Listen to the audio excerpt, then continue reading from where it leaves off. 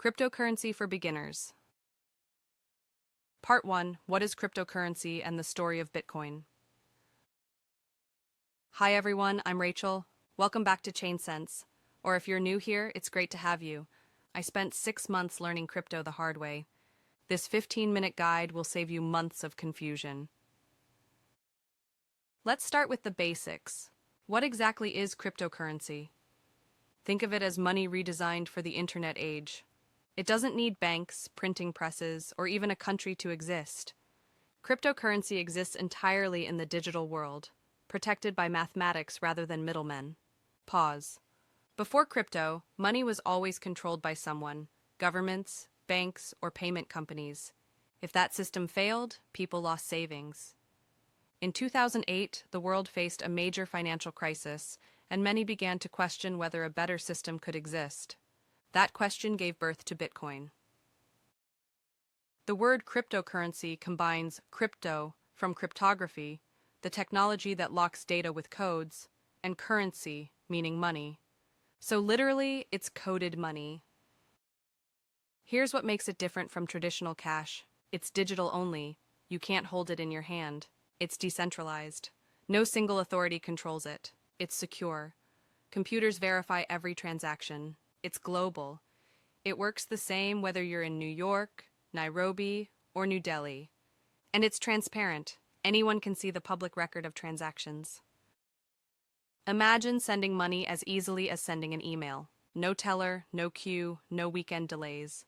You open an app, enter an address, and seconds later, the money arrives on the other side of the planet. That's the promise of cryptocurrency. Now let's meet the coin that started it all, Bitcoin. Created in 2009 by someone calling themselves Satoshi Nakamoto.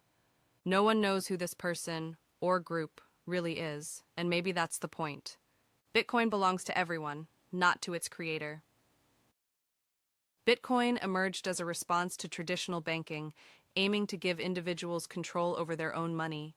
It runs on open software that anyone can verify. Every 10 minutes, new transactions are grouped into a block, and miners compete to add that block to the chain. Whoever succeeds earns a small Bitcoin reward. That's how new coins are created. Why is Bitcoin special? It has a limited supply. Only 21 million coins will ever exist. That scarcity gives it value, like gold. It was the first, so it's the most trusted and widely used. And over time, it became known as digital gold, a way to store value that can't be inflated or frozen. Of course, the price fluctuates. The market is still young and emotional, but volatility is part of innovation. Think of the early days of the internet. Confusing, chaotic, yet full of opportunity. Crypto feels the same. You don't need to buy a whole Bitcoin. You can start with $10 or $100, whatever fits your budget. Even owning a fraction lets you experience how the system works. In the next part, we'll open the hood and explore how this technology, the blockchain, keeps everything running without a central bank.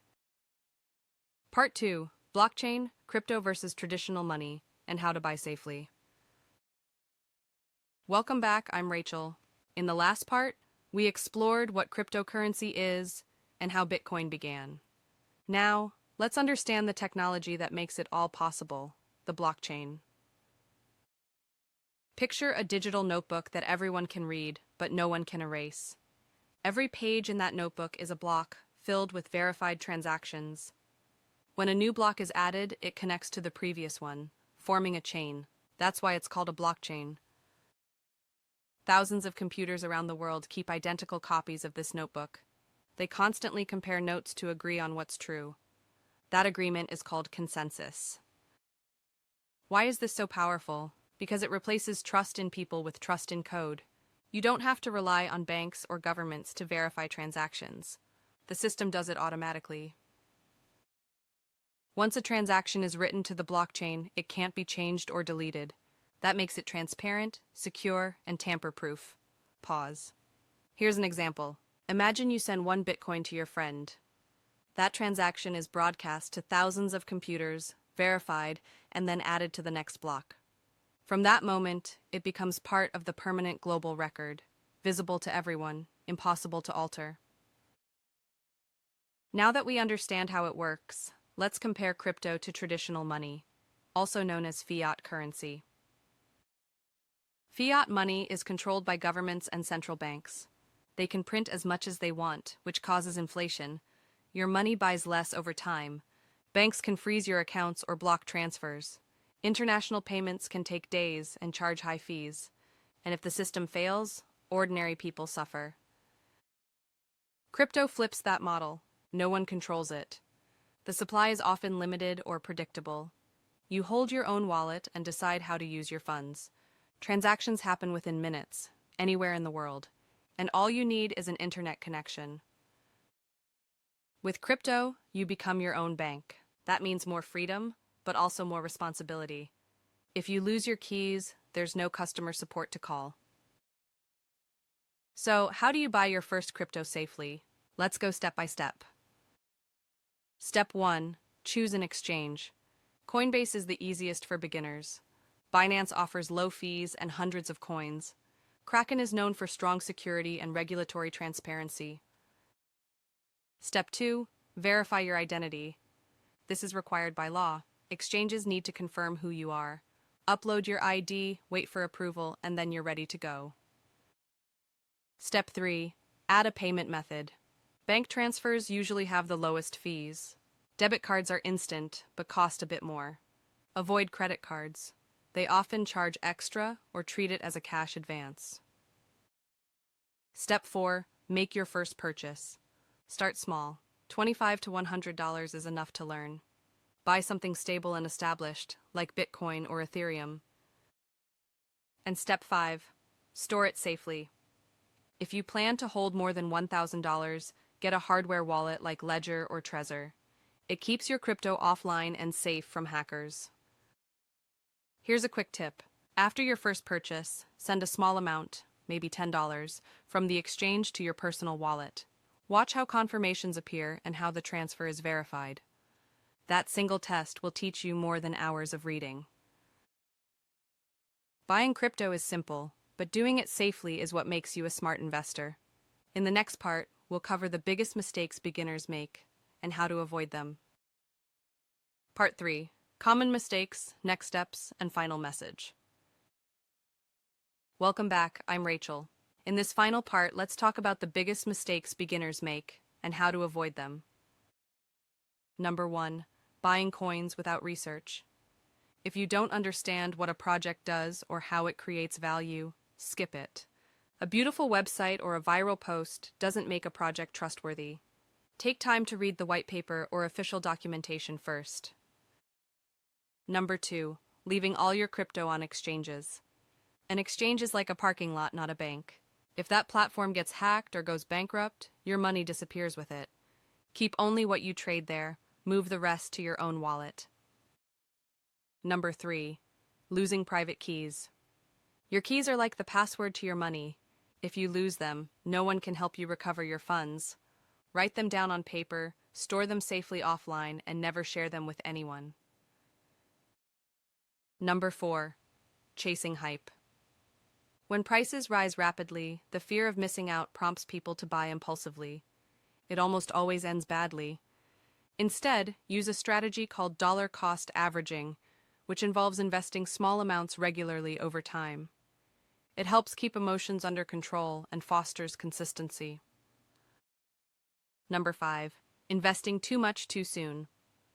Crypto should be a part of your overall portfolio, not the entirety of it. A good rule of thumb is to keep it under 10% of your total investments until you gain more experience. Remember, education first, profits later. Every mistake avoided is money saved. So what's next after you've learned the basics? Start by testing what you've learned. Send a small transaction between your own wallets. Explore how confirmations work, how fees are calculated, and how fast networks like Bitcoin or Ethereum process payments. Then read about decentralized finance, or DEFI, which is crypto's version of banking without middlemen. Discover hardware wallets, backup methods, and best practices for security. Follow educators who explain the why behind things, not influencers who promise quick profits. Each small step builds confidence and protects you from scams. Now, let's wrap up this beginner's guide. Congratulations! You've made it to the end of the whole Crypto Basics tutorial. You now understand what cryptocurrency is, how blockchain works, and how to start safely. Here's what to do next. Start small and learn as you go. Do your own research. Stay patient. This is a long-term journey. If you'd like detailed screenshots and examples, visit chainsense.click/cr12-yo-nw9. That's the complete written version of this guide. And remember, the crypto world changes fast, but education never expires. Keep exploring one topic at a time: wallets, security, DeFi, and long-term investing. The more you understand, the fewer mistakes you'll make, and the more confident you'll be managing your own money. Before we finish, here are a few quick beginner tips. Don't chase coins trending on social media. Read official project websites. Bookmark chainsense.click for tutorials. And join communities that teach, not speculate. What questions do you have? Leave them in the comments. I'll cover them in the following video. Subscribe to ChainSense for weekly beginner-friendly crypto breakdowns and real-world examples. Thanks for watching, and see you soon.